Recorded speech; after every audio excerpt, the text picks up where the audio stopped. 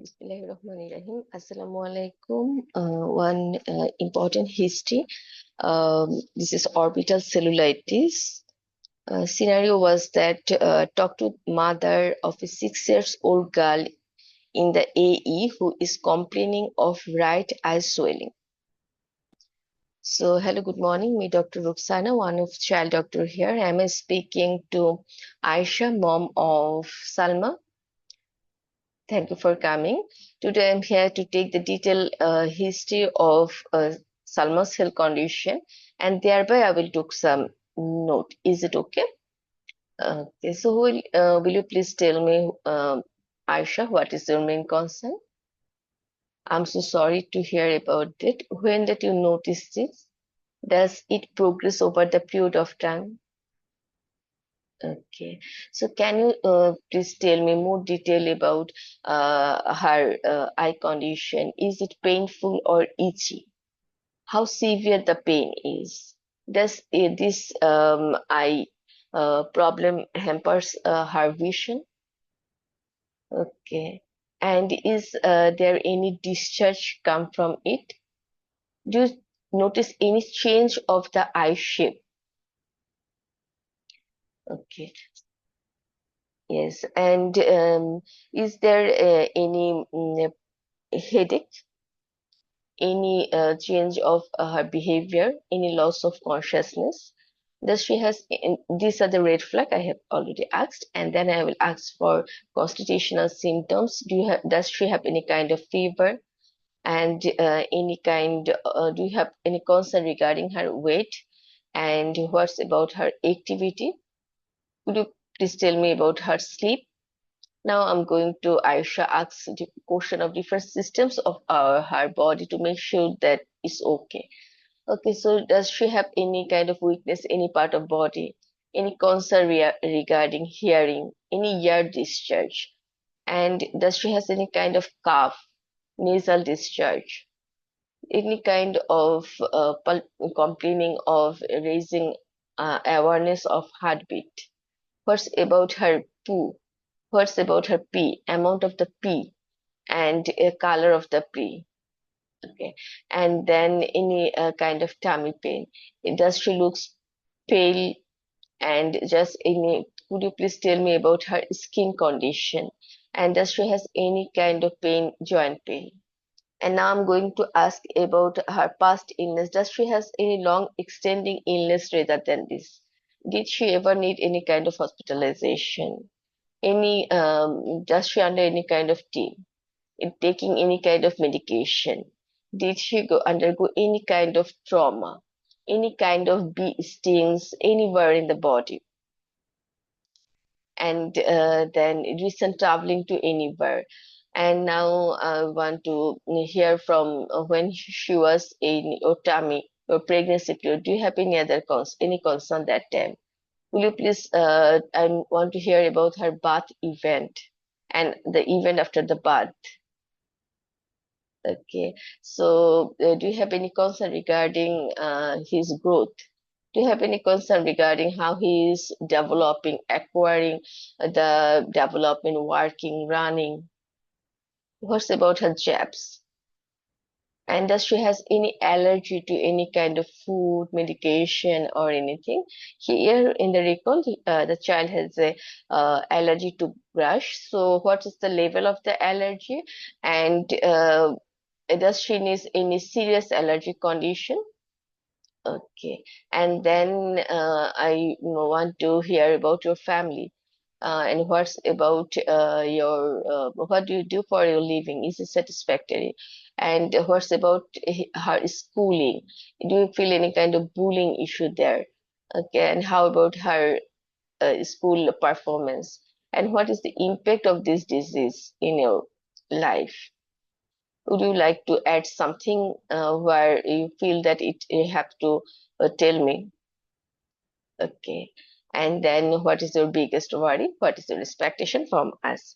So here the differential diagnosis is allergy, orbital cellulitis, bee sting, trauma, It could be following the retinoblastoma may be there.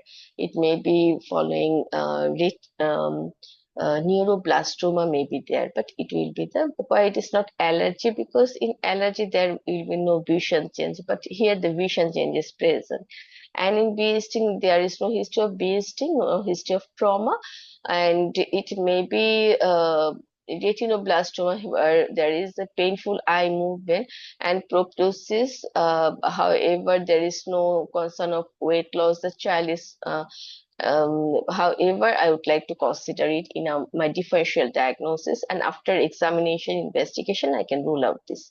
And what are the examination? Examination on airway, breathing, circulation, and then vital sign, examination of the eye movement, color vision, and visual acuity, and pupillary movement. Relative afferent pupillary reaction will be affected here, and fundoscopic examination, other cranial nerve examination, ENT examination, neurological examination, and then investigation. I will first admit the child, and it's a ophthalmological emergency, and I will involve my senior, my consultant, ophthalmologist, and ENT review within 4 hours of admission.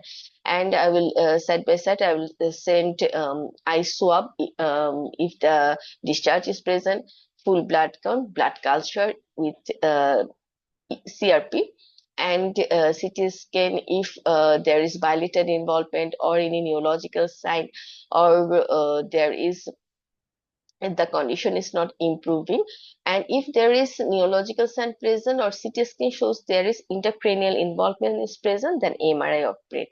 And then after medication. So medication, IV ceftriaxone, and if the child is toxemic, injection clindamycin. Then they asked why clindamycin, because of the anaerobic coverage. And if there is penicillin allergy, then we will give the ciprofloxacin plus clindamycin. And whenever the child is improving, we can shift to oral high-dose coamoxiclav and continue the treatment. Orbital cellulitis 3 weeks, if bone involvement 6 weeks. And if any neurological sign is involved, we have to discuss with neurosurgeon. And then what could be the complication of orbital cellulitis? The complication of orbital cellulitis, orbital abscess, cavernous sinus thrombosis, cerebral abscess, visual loss, and septicemia. And what is the organism behind this? Staphylococcus, Streptococcus pneumoniae, Haemophilus influenzae, fungal aspergillosis, mycobacteria, viral we have to consider. And what is the difference between preseptal and orbital cellulitis? First of all, the difference is that eye examination easily done in case of preseptal, but difficult to done in orbital. And eye movement ophthalmoplegia is present in case of orbital cellulitis. Color vision impairment in case of orbital cellulitis. And there is CNS involvement may decrease GCS headache present in case of orbital cellulitis. Fever is present in the both, but systemic toxicity is present in orbital cellulitis. And then treatment of the preseptal cellulitis, if it is only the upper lid, so oral coamoxiclav, but if it is not improving, we will give the IV coamoxiclav. Whenever improving, then we will shift the oral, and total duration of antibiotic is 2 weeks. And here we will check the eye movement and color vision 2 times daily. And so the recall question, what are the differential diagnosis, investigation, difference between orbital and periorbital cellulitis, management, causative organism, and treatment, why clindamycin, spectrum of antibiotics, what to do if patient is allergic to penicillin. This all the recall question and that I tried to solve. So thank you very much. Please keep me and my family in your prayers. Thank you.